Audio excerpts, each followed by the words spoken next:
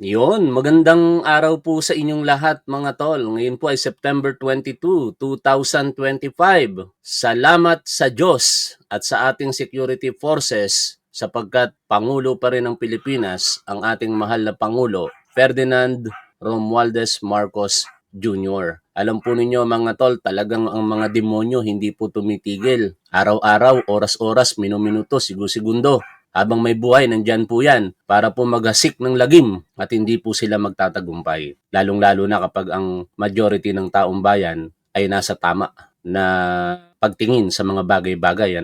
Ika nga, sabi po ni Edmund Burke, di ba? Magtatagumpay lamang ang kasamaan kung walang gagawin ang mga mabubuting tao. At nakita naman natin po kahapon na ang mga mabubuti ay may ginawa sa pangunguna ng ating security forces. Pinasasalamatan natin ng lubos ang ating mga kapulisan na inilalagay sa alanganin ng kanilang buhay para lamang protektahan ang kapayapaan at kaayusan sa ating lipunan. Bago tayo magpatuloy mga tol, huwag niyo po sanang kalimutang mag-like sa ating programa sapagkat malaki po ang maitutulong niyan sa ating mga advokasya. Ngayon, ang malaking katanungan, sino ang nasa likod ng kaguluhan kahapon sa Mendiola? Kasi kung papansinin po ninyo, majority po ng mga pagtitipon almost across the country, napakamapayapa. Ito ay alinsunod sa karapatan po ng bawat Pilipino na magtipon-tipon at magpahayag. Yan po ay talagang kumbaga nakasaad. Hindi kumbaga, yan ay nakasaad sa ating saligang batas at nirerespeto po yan ng ating gobyerno. Ngunit merong mangilan-ngilan, partikular sa Mendiola, na iba ang hangarin. Nagtipon-tipon po sila, pero hindi po for lawful cause, kung hindi for, siguro, sabihin na natin, agawin ang posisyon sa ating Pangulo. May mga impormasyon na nagsasabi na ang pagtitipon na ginawa ng mga perpetrators na yan ay layunin talaga na lusubin ang Malacanang Palace at sunugin ito. Pero parang nagpapatawa ba ang mga ito o talagang sinusubok ang kakayahan ng ating gobyerno? Gusto nilang i-pattern ito pong diskarte sa nangyari sa Indonesia, nangyari sa Nepal, kung saan ang mga tinarget ng mga protesters doon, partikular ang mga kabataan, ay ang mga subject, corrupt public official at saka mga properties po nila. Nakikita nyo naman sa ating screen at kalat din po yan sa iba't ibang video na sinunog nila ang mga ari-arian ng mga corrupt na politiko sa kanilang mga bansa. Pero dito sa atin, iba ang nangyari. Pero hindi po natin kinokondone nor ine-encourage ang ganyang aksyon katulad sa Indonesia at sa Nepal. Dito sa atin, kakaiba. Ang nilusob nila, merong patuloy pre-advertisement ang Sogo Hotel. Yan, niransak nila ang Sogo Hotel kagabi at pinagnakawan pa. Pati po ang mga occupants dito. Walang hiya po talaga ang mga tao na ito. Mga kabataan na sinasabing pag-asa ng bayan pero salot sa lipunan. Hindi naman lahat kakaunti lang sila. At may banta sa inyo itong si Mayor Isko Moreno, and this time, kinokomment ko si Mayor Isko Moreno dahil ginaganap niya talaga ang pagiging ama ng lungsod ng Maynila. Regardless of politics, hindi natin kapanalig sa politika nung nakaraang halalan, pero I believe kapag katapos ang halalan, lumalagay naman sa tamang pamamahala itong si Mayor Isko Moreno. Dito po sa live na ito kani-kanina lamang, nakita po natin ang pagpupuyat ng alkalde po ng Manila para siguraduhin na pagising po ng mga Manilenyo ay kahit paano maayos na po ang winalanghia ng mga individual na sumugod po dito kahapon. Meron po siyang banta, kilala nila kayo. Mahigit 1,000 daw po ang mga CCTV ng City of Manila. And perhaps sa mga lugar kung saan kayo nagsimulang manggulo, definitely nakuhanan kayo. Hindi kayo nag-iisip ng tama Hindi nyo iniisip na akala nyo, porket merong takip kayo sa mga muka, ay hindi na ma-identify ang inyong mga pagkatao. Meron pa nga po rito, isang malaking tanga talaga no? Nakakagalit ang mga perpetrators na ito, yung kanilang mga ginawa. Kasi ako, malapit po ang puso ko sa mga kapulisan dahil ako po'y dating pulis. At ang sakit sa akin, na makita ko po yung kapwa ko pulis na ginugulpi ng mga protesters. Mga hinayupa kayo. Ito po ay screen grab ng mga nagpapakilalang, ano ba yung tawag nila? Punks ba yun? Laban daw sila sa korupsyon pero sinira nyo ang mga property ng gobyerno na ngayon ginagastusan para lamang muling maayos. Ito po yung kabuuan ng video niyan Oh, yan.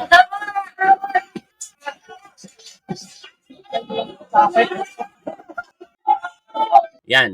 Merong isang tanga, no? Alam mo, ikaw tanga ka talaga. Ikaw ang isa sa magbibigay ng susi. Dahil hindi mo tinakpan ng mukha mo, sigurado makikilala at makikilala ka and eventually, mahuhuli ka kung hindi ka pa nahuhuli. At sigurado, sa magandang interrogasyon na gagawin sa'yo ng ating otoridad, itutuga mo kung sino yung mga kasama mo dyan.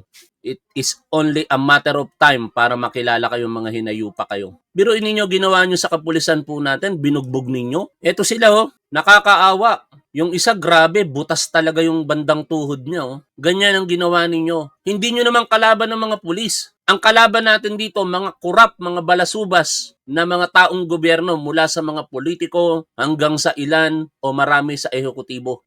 Nakakagalit, di ba mga tol? Ngayon, ang malaking katanungan, sino ang nasa likod ng mga kaguluhan na ito kahapon diyan po sa Mendiola? Maraming salamat Imelda Raimundo sa inyong pong super sticker. Ito ay ilan sa mga screenshot ng mga personalidad na sumusuporta sa mga Duterte. Hindi ko sinasabing sila ang nasa likod, pero read between the lines. Sabi po nitong si Jamie Bondok, "This, I assure you, my dear friends from the other side, Sara Duterte is a good saan banda, honest leader. Do not believe the bad forecast in case she legally takes over. Just in case that happens, the whole country will prosper, even you. God bless us all." Anak ng teteng na yan. Kayo lang ang nakikinabang kapag ka Duterte ang nakaupo. Mga hinayupa kayo. Etong Orlando E. De Leon, isang retired brigadier general. Sabi niya, "Let me address the elephant in the room. Your nightmare, Her Excellency, start practicing."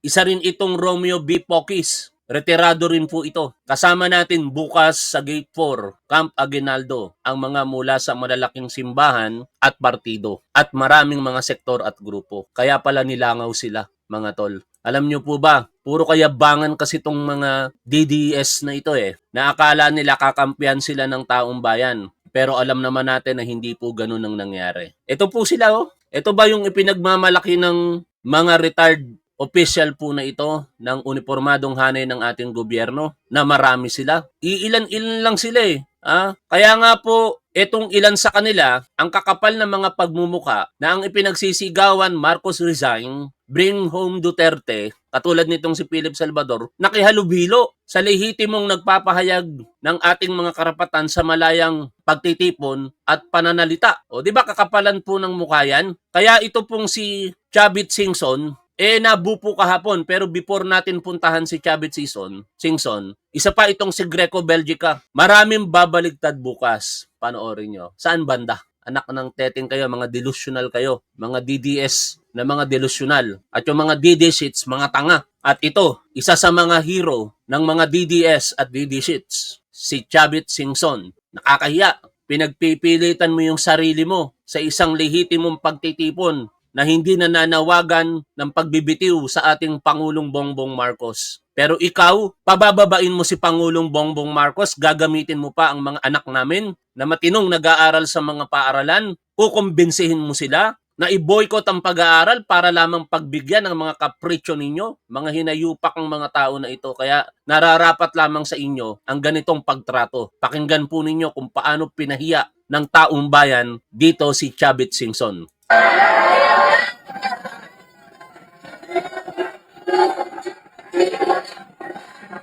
Diba? Kadiri, kadiri. Ewan ko kung tama yung naririnig ko. Yun ang sinisigaw habang naglalakad siya. Kadiri, kadiri. Anak ng teteng na yan.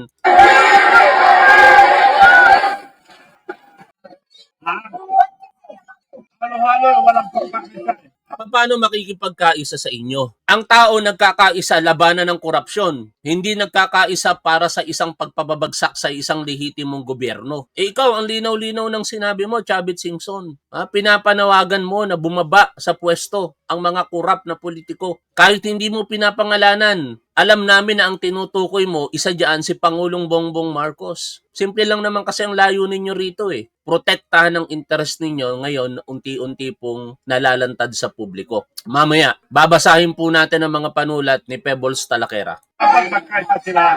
Magkaisa sila. It's one voice. Di ba? Dito, pinangalanan niya. Doon sa press conference, hindi niya sinabi na dapat bumaba sa pwesto si Pangulong Bongbong Marcos. Ito, ang linaw po ng intensyon dito ni Chavez Singson eh. Sabi niya, dapat magkaisa just to remove the president. Ulitin natin kung baka mali po yung pagkakapakinig ko. Wala po. Magkaisa sila. Magkaisa sila. Dapat it's one voice. It should be one move just to remove the president. Ganito kawalang hiya ang tao na ito. Ginawa niya kay dating Pangulong Estrada. Akala niya naman magagawa niya sa kasalukuyan. Hindi na po mauuto ang taong bayan ngayon. Kung kontrolado noon ang impormasyon dahil mayroong mainstream media na nagsaside kung kanino man, ngayon may social media and other means of communications para po malaman ang katotohanan at hindi magpadala sa fake news, lalong-lalo na sa mga pag-uudyok na ginagawa ninyo. Ang linaw, 1 kilos para pababain ang Pangulo. Dapat nagkakaisa, yun ang gustong sabihin dito, nitong si Chavez Singson. Dapat it's one voice. Sir, galing sila kurakot daw kayo. Kurakot sila na daw kayo sa kurakot. Nagsasabi doon, Pangulong Lacto. Naniniwala ba kayo na kayo mga ulol, mga attack dog, mga ulol na aso daw ang nagsasabi? Ang dami nagko-comment dito eh. Galit sa inyo, Chavez Singson eh. Di ba? Ibig sabihin ba sa 4,000 plus na manonood natin, mga asong ulol kayo? Attack dog na binabayaran? Binabayaran ba kayo mga tol? Yun ang sinasabi ni Chavez Singson dito. Binabayaran kayo, mga attack dog kayo. Kasama na ako doon. Siyempre, inaatake natin siya ngayon eh. No? Pero ang tanong, binabayaran ba tayo?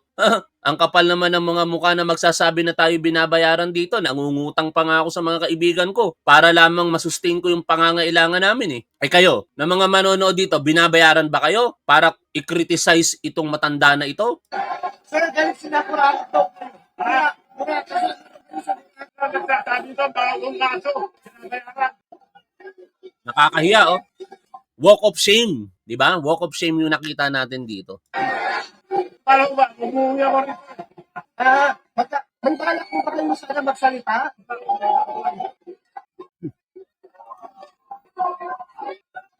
Nakakahiya, di ba? Grabe. Ano kayang feeling niyan? Naglalakad ka, pinagsisigawan sa'yo, boo! Boo! Tapos may sigaw pa na kadiri, di ba? Kadiri! Kadiri! Ganun yung sigaw na narinig natin kanina eh.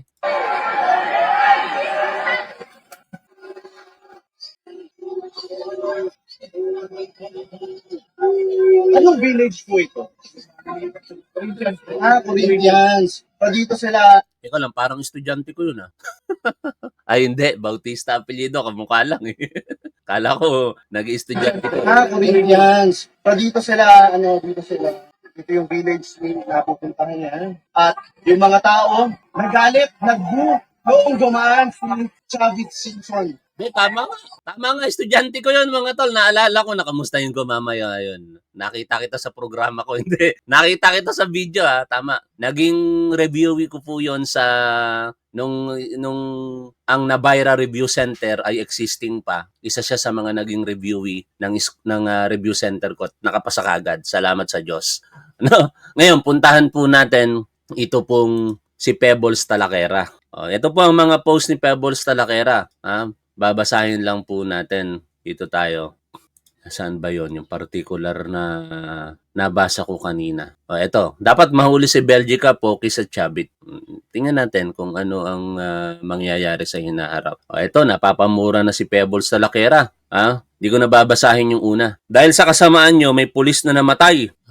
Ganun ba? Pero parang hindi ko pa nasagap sa balita. Panded yan. Mahahalata ninyo sa face mask. Pare-pareho at yung style nila na pagtakbo nila, naguhubad ng damit tapos magpapalit ng damit at lalo na yung may mga dalang backbag na mukha Chavit. Oy Sara at Aimee, may namatay na pulis kaya siguro hindi na nagpunta si Aimee. Kanina binanggit ko, mahigit 1,000 ang mga CCTV cameras. Ayon kay Mayor Isko Moreno, At itong mga tanga na to, 'di ba, yung isa na screenshot natin kanina, sigurado makikilala 'yon. Pero itong mga naka-face mask na ito, hindi naman pupunta diyan yan mga tol, ng antimano naka-face mask na. Ibig sabihin, may panggagalingan yan na hindi pa sila naka-face mask, no matter kung gaano kalayo 'yon. At sa tingin ninyo, hindi kayang i-backtrack ng ating otoridad yung mga ganong pangyayari. Kaya ito, kung mapapanood nyo ko, kung kayo'y nanonood ngayon o mapapanood nyo ang programang ito, tandaan nyo itong sasabihin ko. Kahit nanggaling kayo sa anumang panig ng Pilipinas, wag lang sa bundok, syempre walang CCTV doon. Pero the moment na dumapo kayo sa isang partikular lungsod, katulad ng Manila, at doon lamang kayo nagsuot ng face mask, sigurado ma-identify kayo. Panahon lamang it will take only a matter of time at ma-identify kayo sa mga kawalang hiyaang pinagagagawa ninyo. Tuloy po natin ang pagbabasa po dito. Di ko makita yung exact,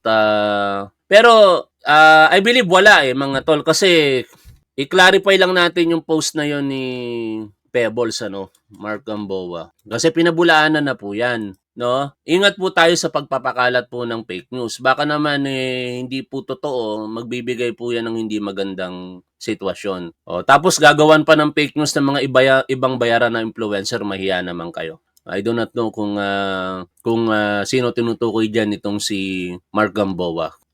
Sabi ng isang pulis, napapagod man kami pero hindi susuko para sa kinabukasan ng ating bayan. Hindi po kami ang inyong kalaban. Narito po kami para sa maayos na pagpuprotesta at hindi po kami papayag sa bayolenteng pagkilos. Doon dapat tayo sa mapayapa at maayos na pagpapahayag ng mga saloobin at hinaing. At ganoon naman yung maraming mga Pilipino kahapon na nagpahayag po ng kanilang saloobin.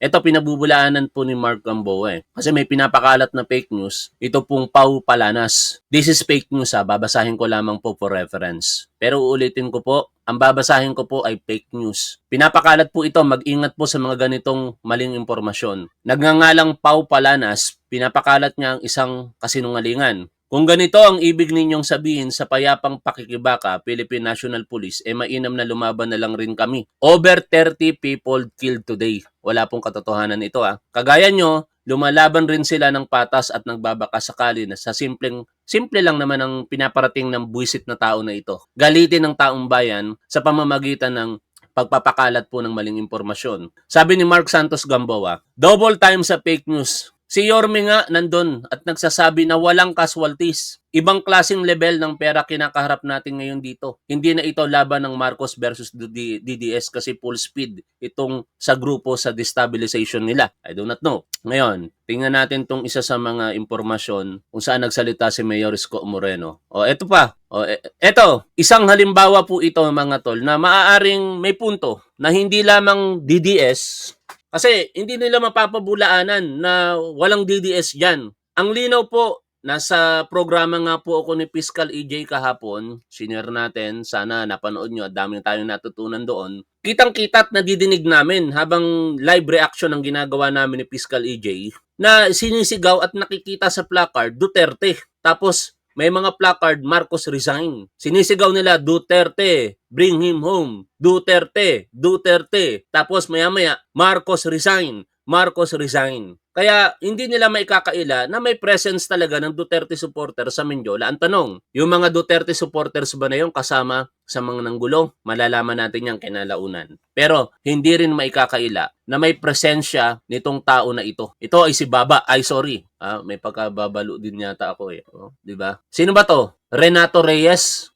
Yan. Si Renato Reyes. Yung mga lehitimong aktivista, kasi alam po ninyo mga tol, may iba't ibang uri po ng aktivista May mga progressive group, right wings, left wings. Ang pinakamasaklap dyan, yung mga violente. I do not know kung saan belong ito si Renato Reyes. Pero, bakit nandito siya? Sino-sino ang mga kasama niya rito sa Mendiola? Samantala, yung ibang aktivista, mapayapang nagtitipon-tipon sa Luneta. Tinapos nga po nila ang programa doon ng pasado 6:00 ng gabi. Pero bakit siya nandito? Ano ang kanyang ginagawa dito sa lugar sa Mendiola? At dito tinamaan patuloy siya ng bato. That is karma.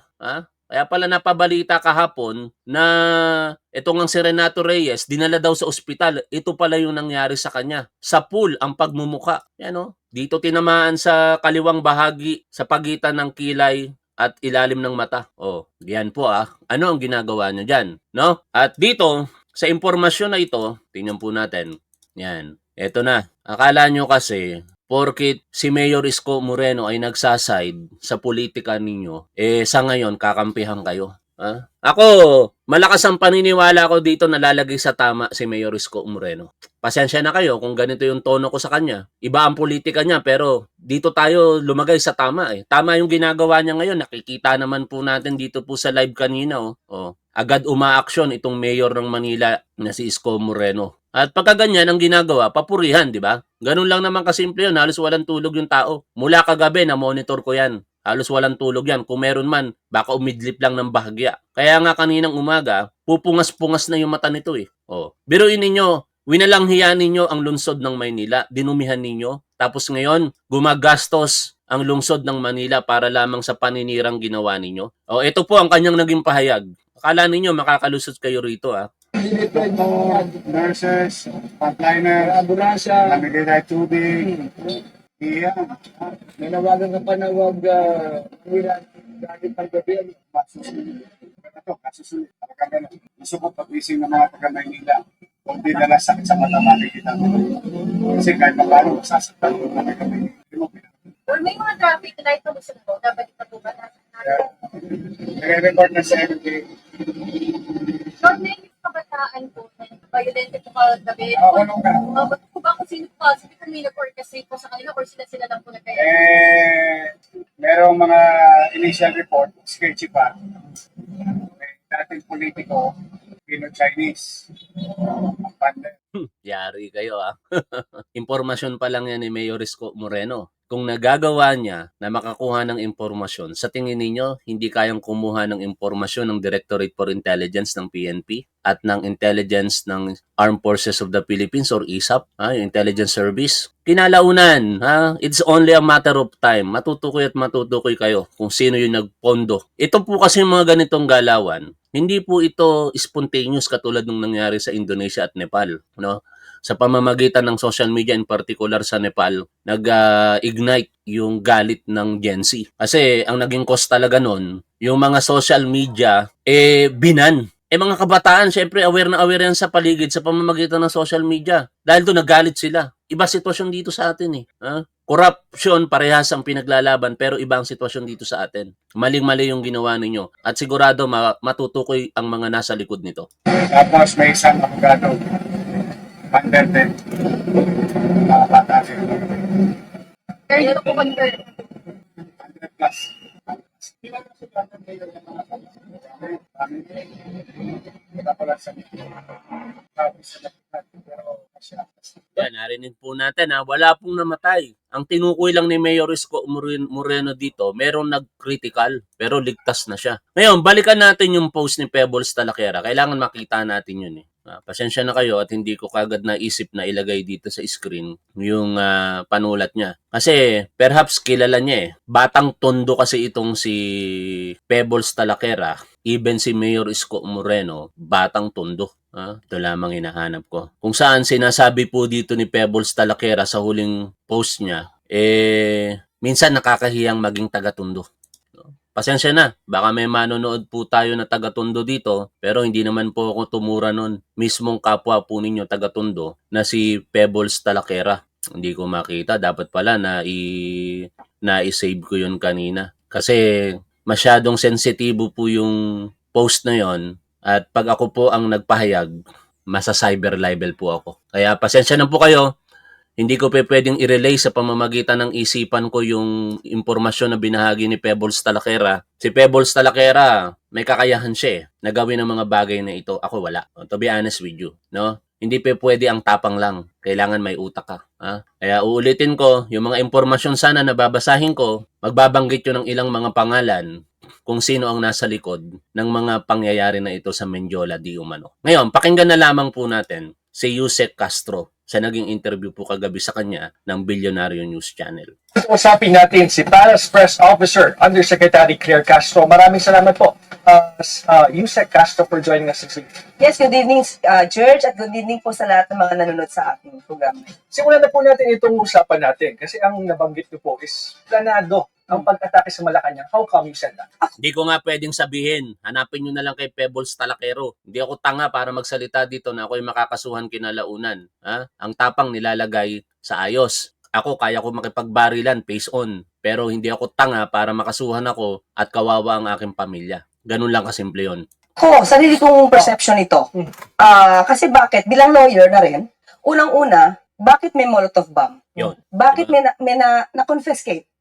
Bakit? Yan ba ay biglang susulpot sa kalsada? May molotov bomb, tapos may mga bato? Yan linis-linis ng Manila ngayon. In fairness kay Mayor Isko Moreno, laging nililinis ang kalsada, wala kang makikitang bato. Tapos may mga bato, di ba? According to Sec. John Vic, may mga Molotov bomb. At ang dami-daming tipak na bato. Kung ikaw ay magagawin doon, hindi ka naman magdadala ng ganong karaming bato. At kayo, mga kabataan, ano ang purpose? Bakit sa Mendiola? So, alam mo agad kung ano yung motibo. Samantalang yung mga may lehitimo na adhikain na tapusin ang korupsyon, nasa ibang lugar eh. At hindi sila nananawagan ng BBM resign.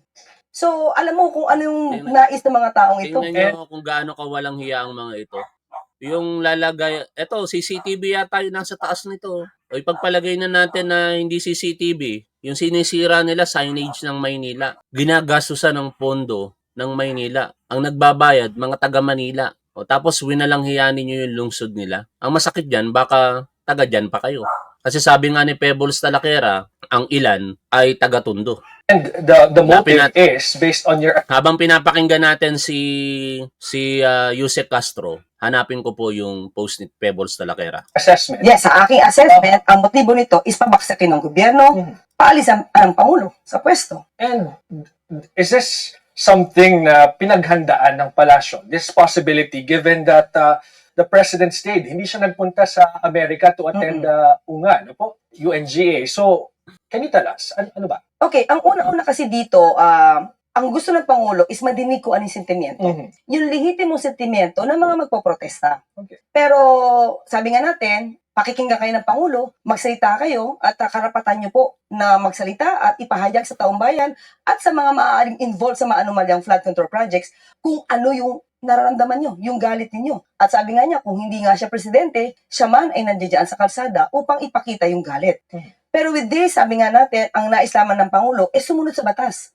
Pero nakita natin, itong mga sinasabi mga kabataan na to, mukhang nagamit. The way I see it, mukhang nagamit dahil yun naman yung panawagan ng iba eh. Nagamit nino, Nagamit na may mga masasamang intensyon. who happens to be Si Undersecretary Claire Castro nga, kahit alam niya, hindi nagsasalita ng pangalan. Ako pa. Huwag niyo akong sabihan na duwag ako dahil hindi ko masabi ang pangalan. No? Hindi po dyan na ipapakita ang tapang kung kilala nyo lang ako ng personal.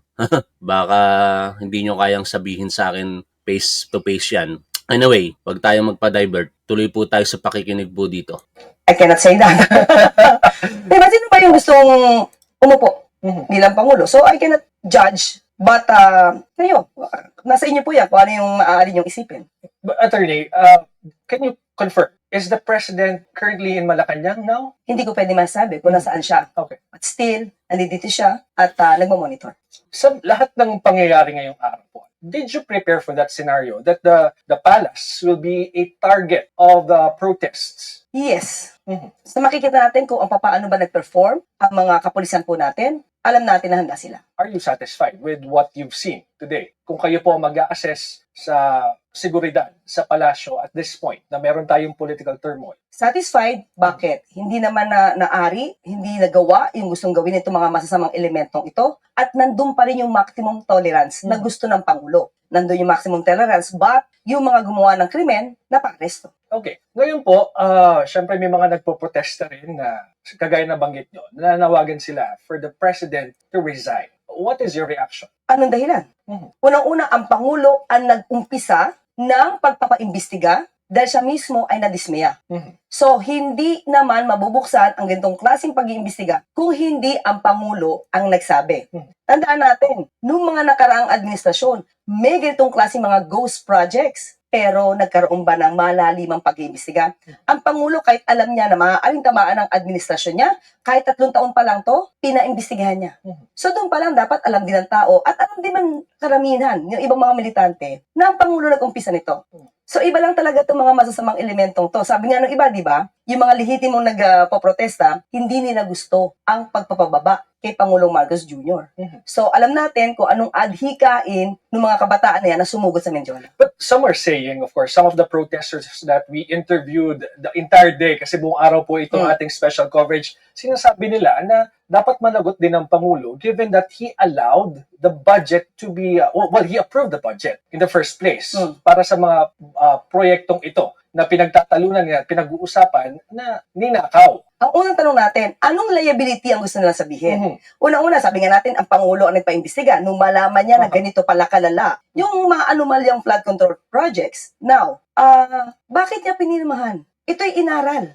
Kasama yung mga ekonomista, economic team. At na-veto yung dapat i-veto. Nandito lang pala. Ito, babasahin ko po Sa bagay, separate post pala yung mga pangalan na binanggit niya. Pero hindi ko na po babanggitin dito. Alam niyo naman yun, no? Kung si Jose Castro nga, nung tinanong siya ng reporter, hindi niya binanggit Sabi po ni Pebbles Talaquera, basahin ko lang po ito I think walang mali ang mga pulis kanina sa pag-check ng mga nasa rally. Dahil may intel na pumasok sa kanila na may manggugulo, which is nangyari naman na may nanggulo. I-interrogate nyo sino ang nag-utos sa kanila na manggulo. Yung mga bato na binabato sa mga pulis kanina, nakaredy na yun kagabi pa lang. Dapat alam ng mga intel ng Pulis Manila yan. Mga taga Manila, yung mga nanggulo. At kilala na yan ang mga Pulis Manila. May mga record na yan sa kanila. Ang dapat malaman dyan, sino ang nag-hire sa kanila. Dahil yung mga yan, hindi gagalaw ng walang bayad. Taga-Tondo ako o si Pebbles Talaquera, mga lugar kung saan ka makakakuha ng mga ganyang tao. Yung bayaran na manggugulo ay Isla Puting Bato sa Baseco at yung squatter area sa likod ng Philippine Rabbit sa Avenida at yung mga Batang City Jail. Presidente yung balak nilang patayin sa gulong yan. Hindi nyo dapat tigilan i-interrogate. Minsan, nakakahiyang maging taga-Tondo. Okay? Eto na, basahin na lang natin yung mga sunod-sunod na post ni Pebbles Talaquera and this will give us idea kung sino ang posibleng nasa likod nito. Basahin ko na, verbatim, tangina nyo. Binasa ko lang Gusto kong gayahin, kaso lang, syempre, mabuti na lang basahin ko, ulitin ko pagbasa. Tangina nyo! Yan, binabasa ko lang. Dahil sa kasamaan nyo, may mga pulis, pero fake news po yung namatay. Panded yan, mahahalata nyo sa face mask, pare-pareha, at yung style nila, pagtakbo nila na naguhubad ng damit, tapos magpapalit ng damit. Nambuka Chabit, binasa ko lang. Oy, Sara at Amy, may namatay. Wala pong namatay kaya siguro hindi ka nagpunta. Dapat mahuli si Belgica, Pokis, at Chabit. Basahin pa po natin. Hindi ako nagkamali. Mga hayop talaga. Lustay, may kinalaman ka dito. Hindi po nag-aakusa hindi po nagtatanong si Pebbles Talaquera. Lustay, may kinalaman ka dito. Ang pagkakasulat niya pa nga, 4 na period ang kasunod, hindi po question mark Sino ba si Lustay? Si Vice President Sara Duterte ang tinutukoy ni Pebbles Talaquera. Kaya pala panawagan nila Camp Aguinaldo. Sorry naunahan kayo ni Charlie, maski si Amy gusto niya sa harap siya ng Camp Aguinaldo, isasabit yung baba niya sa gate. Papatawa lang si Pebbles. Ito pa. Mula ama hanggang anak demonyo. Kahit ipahanap nyo ako, wala akong paki. Nasa Thailand naman si Pebbles Talaquera. No?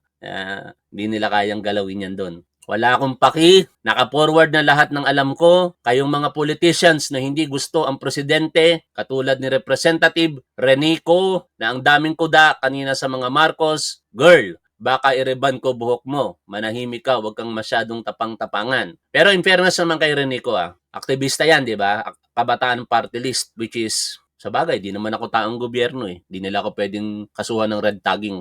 Alam niyo na ang ibig ko sabihin. In fairness pa rin, sa kanya, nagsalita naman yung grupo nila. Yung mga hanay ng minority, Kabataan Party List, tapos katabi niya ang Akbayan, kaso lang hindi po kabataan na nagsalita Akbayan na wala naman daw silang nakikitang ebidensya nang nagtuturo kay Pangulong Bongbong Marcos na ito'y corrupt o sangkot sa flood control corruption Kaya hindi po sila nananawagan ng Marcos resign. No? Ang sigaw nitong Renico na ito, singilin. Marcos singilin, Duterte panagutin. Yun po ang sigaw nila. Which is, kung sa tingin mo, critical lang tao, ganun talaga. Singilin in a sense, hindi ko pinagtatanggol pinapaliwanag ko lamang sa inyo yung konteksto dito. Singilin dahil pangako naman ni Pangulong Bongbong Marcos, papanagutin ang lahat ng mga kurap balasubas sa gobyerno. Which is dapat nga tayo lahat dinidemand po iyon.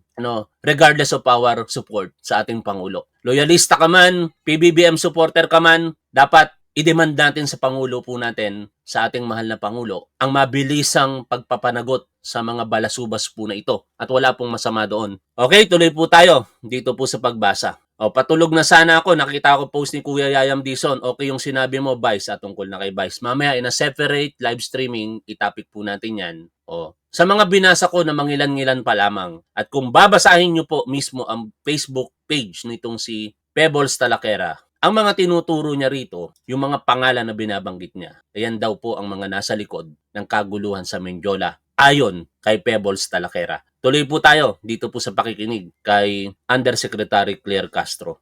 Second, ang Pangulo, yung alter ego niya, sila yung gumawa ng budget. Okay. So there's good faith na makikita at the time. Yun yung trust na Pangulo. So nung nakita niya, that's July 2024, sinabi niya na okay ang flood control projects, pero nung nakita niya kung ano nangyari dito because of yung dalawang bagyo and habagat, ibang klase to. So kailangan imbestigahan to. Nung nakita niya na mukhang may anomalya dito, inumpisa niya pag-imbestiga. So, yung trust nandoon bilang presidente. So, wala akong makikitang liability at the time kasi mas may liability yung mga namuno na alam na nila may ghost projects Pinayagan pa. pero hindi nag-imbestiga. Okay. Now, pag-usapan natin na Yusek Claire, itong Sino ba yon? Si Rodrigo Duterte. Tapos yung Belgica, kung makapagsalita ngayon, akala mo, napakagaling. Di ba mga tol? Ito, kung kayo'y nag-iisip ng tama, mga DDS at mga DD sheets, kung kayo'y nag-iisip talaga ng tama, hindi nyo ba naiisip na ang pagsasalita na ito ni Rodrigo Duterte ay pag-amin sa katotohanan na wala siyang ginawa? Ito po dito, inaamin niya. Inaamin niya na alam niya na merong ghost project pero history will tell us na wala siyang ginawa. Ang pinaka-racket dyan is yung ghost project. So, walang delivery ghost project. Marami yan. Karamihan yan, it's the regional director. Ipapalabas nila na may project ito, but wala. So, the best way is to conduct an audit of those projects to determine if they are ghost projects or not. And I think they are plenty. And I dare say that ang pinakamarami siguro matanggal would be from DPWH. I really intend to clean government. At least kung hindi ko kaya, maminus-minusan ang kurakot sa gobyerno. Yan na lang ang concern. May ginawa ba? Eto, panahon ng COVID, 2020 hanggang 2021, kasagsagan ng COVID. Kaya nga sila naka-face mask dyan di ba? May panahon pa para mag-imbestiga, para mapanagot ang mga sangkot sa flood control ghost project na yan. Pero alam na natin ang nangyari. Walang ginawa. Konsuelo ng tao na mahuli at mapreso. But most of this, yung misconduct, actually, that's the administrative term. Pero kung sa tignan mo yan, mga crime nila in the penal side, mga falsification yan, malversation. But dito sa limited kasi ang ground, pero just the same. Pag gross dishonesty, ganun yan. That's embezzlement. Ang pinakamarami, itong road right of way na hanggang ngayon, ewan ko kung ano nangyari. This was this scandal in somewhere in Cotabato. I remember it, but I am remembering it na. Tignan ko kung tanungin ko ang DPWH kung ano ang nangyari doon. Di ba? Ang dami niyang alam. Hindi niyo ba naiisip yan, mga DDS at mga DD sheets? Yung mga DDS, di ba, nag-iisip kayo? May mga kaibigan ako, matitino ang utak Pero sana mapansin nyo ito. Pero yung mga DD sheets, mga tanga talaga to Wala nang pag-asa ang mga yan. Kayong mga DDS, i-analisa ninyo tong sinasabi ng hinahangaan ninyo. Alam niya na. May mga impormasyon siya. Ang tanong, bakit wala siyang ginawa? Yun ang malaking katanungan dyan.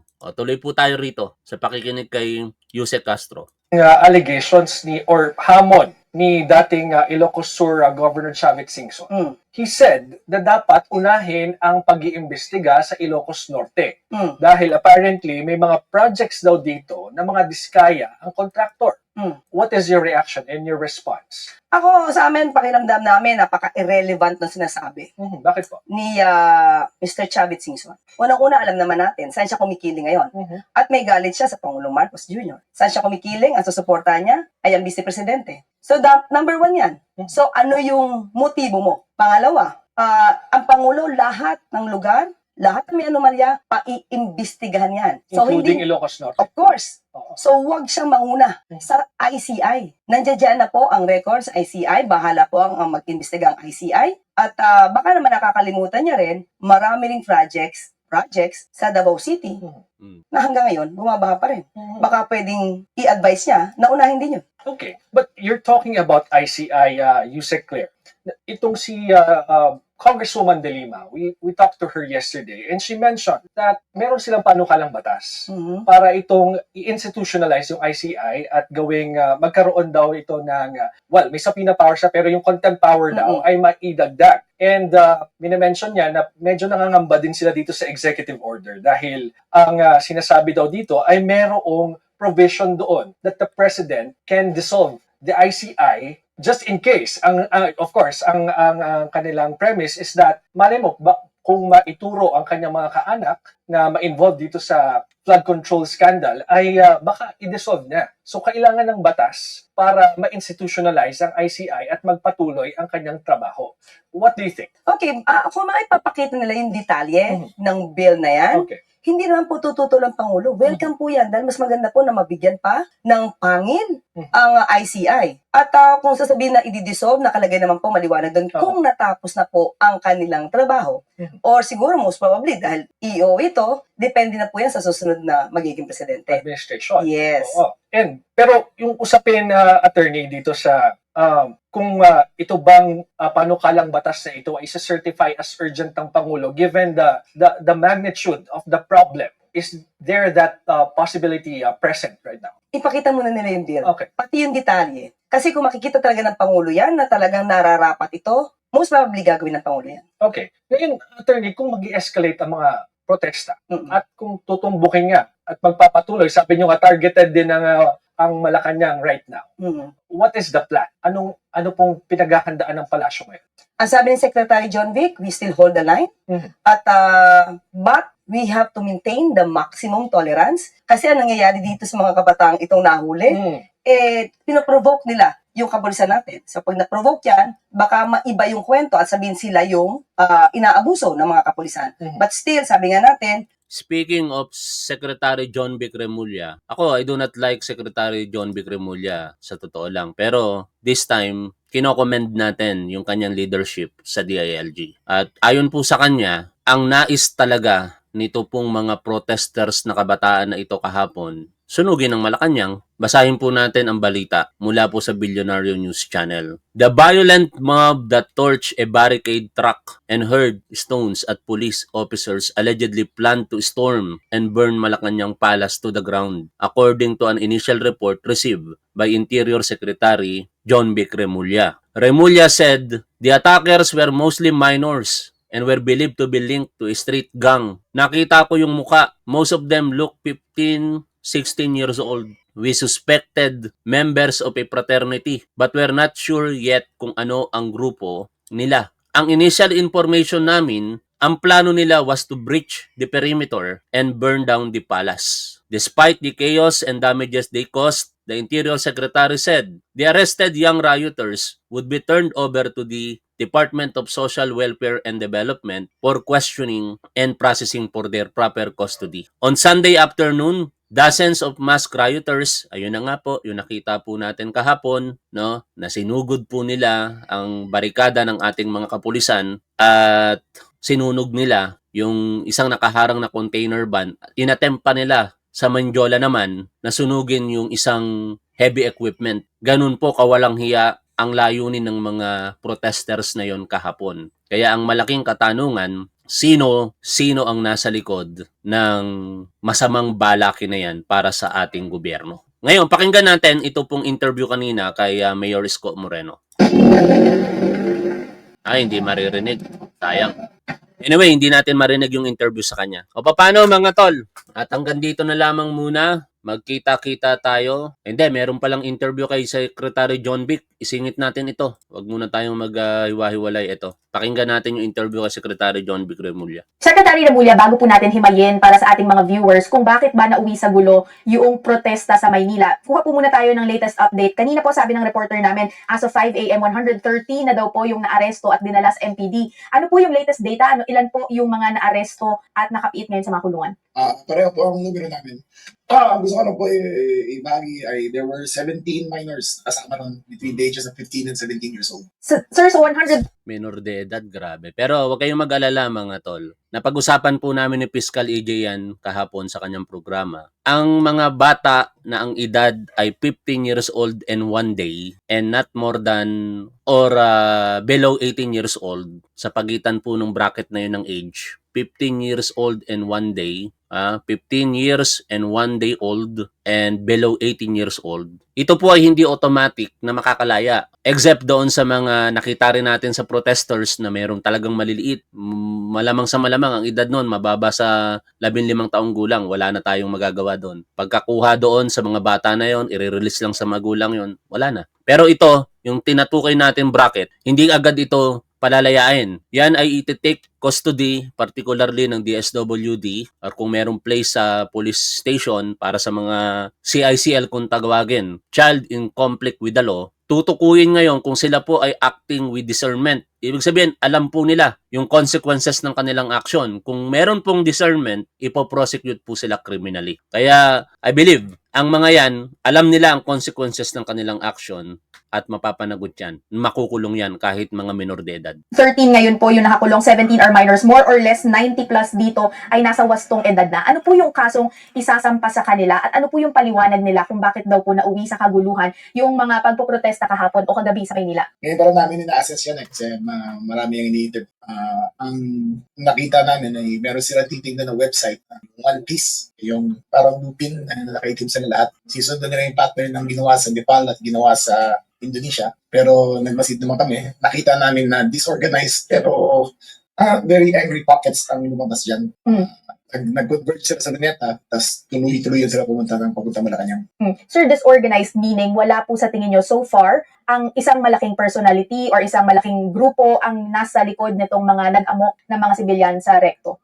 If ever there was one, they weren't very well led dahil ang protest nila, number one, was against Filipino values. There were more policemen hurt than there were protesters. Para saktan mo yung police na nagbabantay, mali naman yun. Number two, parang sporadic ang galaw nila. Walang pattern, walang leader na lumalabas. But it came to a point na nag-arrest na yung mga police natin dahil Molotov cocktail na ang ginagamit nila. Imalila ng pinatiyatapon na sa mga police yung mga nasusunog ng bote ng gasolina. Kaya no choice na kundi kunin na sila at arrestin. Sir, bago po natin pag-usapan o bago tayo tumungo doon sa side naman ng mga pulis, kanina po sabi nung isang nanay na na-interview nung aming reporter on the ground, ano daw to, barkadahan ng geng-geng. What does that mean? No, either. Yung mga geng-geng, yung mga natambay lang yun eh. Mga tambay-tambay lang sila. So, ito yung mga nagbabas masyado ng internet tapos nagkayayaan. Hindi ka tayo dun. Trip-trip lang. Trip lang. Ganun, parang ganun lumalabas. Pero again, hindi pa kami labis sa interrogation namin. Titignan namin talaga kung may mastermind dito. Sir, kahapon po, bago nagkagulo ng ganito kalala, napanood ko na mayroon kayong isang ambush interview sa Maynila mismo at sabi nyo, based on the initial information, mayroong gusto nilang i-breach yung police barricade para makapunta sa Malacanang at sunugin yung palasyo. Verified na po ba itong information na ito? Ito yung mga bata. Ito yung unang wave na naman sa Ayala Bridge. Yan ang gusto nilang gawin. Pero tapos yung na-blockade sila sa Ayala Bridge, ilan na nahuli na. Yung mga bata, yung sabi nila. Pero hindi namin pwede kasi taken as pure fact yan. Yun ang initial ng nahuli lang.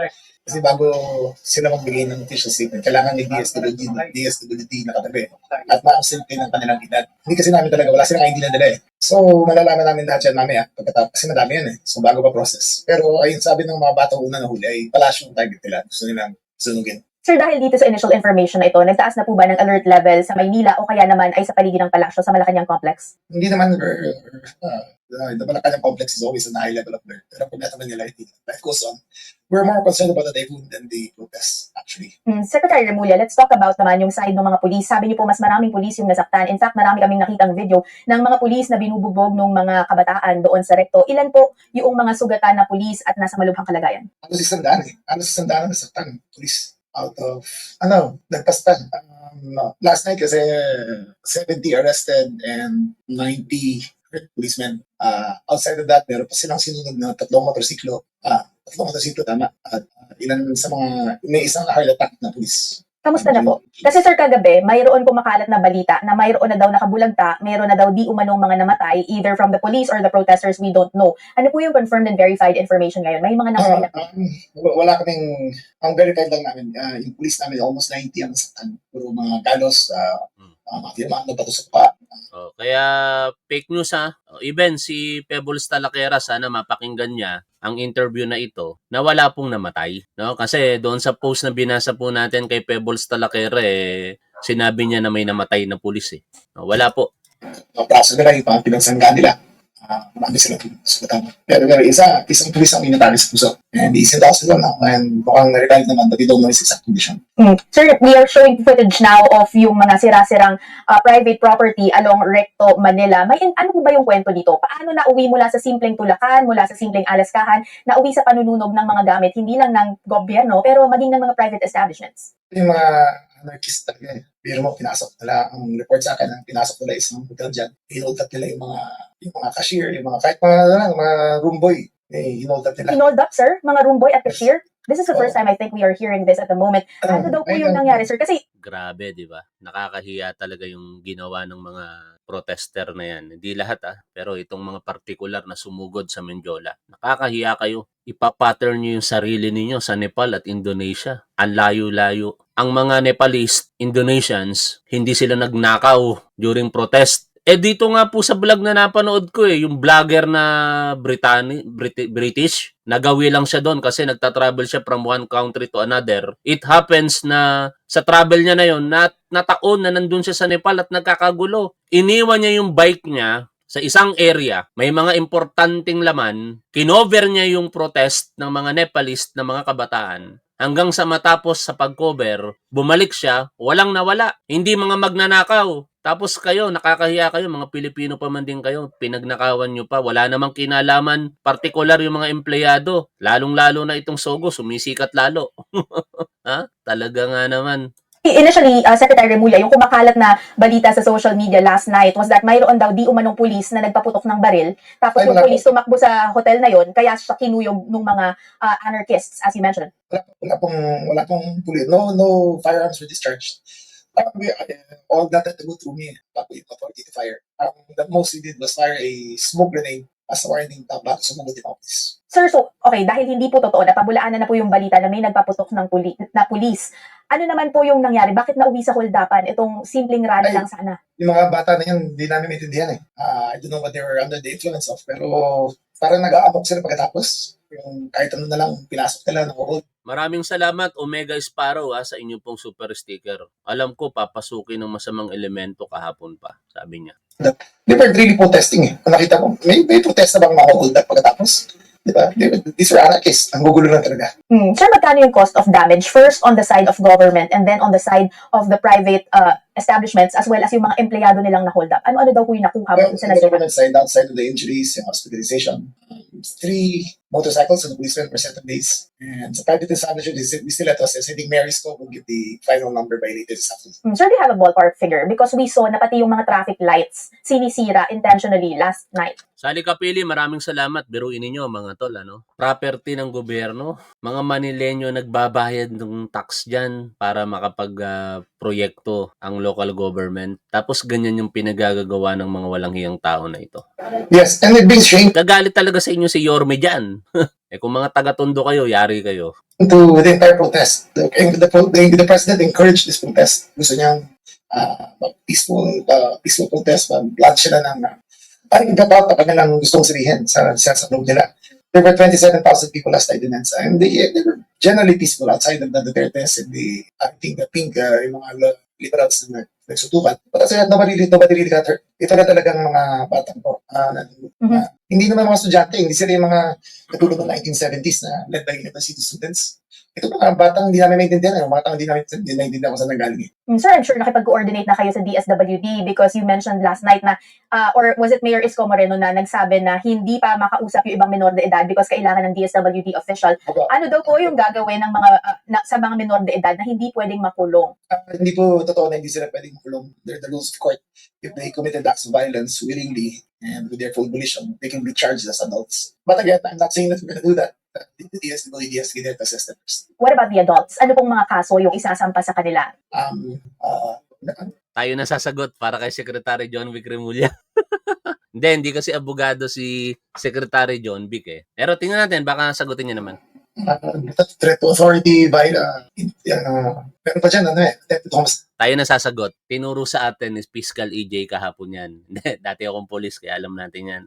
No? Nakita po natin na nanunog po sila. Sabi po ni Fiscal EJ, ang anumang property ng iba, even nga sarili mong property, pag sinunog mo na meron kang intensyon na makapanakit o makapanira pa ng iba, that is arson. Ang kaparusahan po ng arson ay reclusion perpetua, pagkakakulong ng 20 years and 1 day to 40 years. Sinaktan nila ang mga pulis. Direct assault po yan of an agent of a person in authority.